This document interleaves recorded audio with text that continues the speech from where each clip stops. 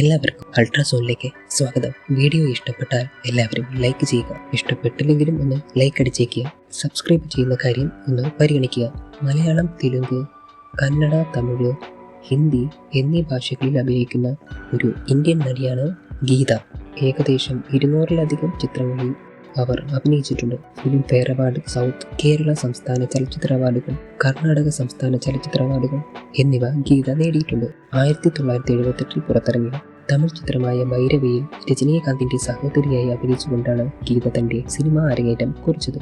7ാം ക്ലാസ്സിൽ പഠിക്കുമ്പോഴാണ് ആ സിനിമയിൽ അഭിനയിക്കാൻ അവർക്ക് അവസരം ലഭിച്ചത്. സിനിമയിൽ ശ്രദ്ധ കേന്ദ്രീകരിക്കാൻ അവർ പഠനം നിർത്തി. സുഗമോ ദേവി, ക്ഷമിച്ചു എന്നൊരു വാക്ക്, ആവനാഴി, ഗീതം തുടങ്ങിയ മലയാള സിനിമകളിൽ അവർ അഭിനയിച്ചിരുന്നു.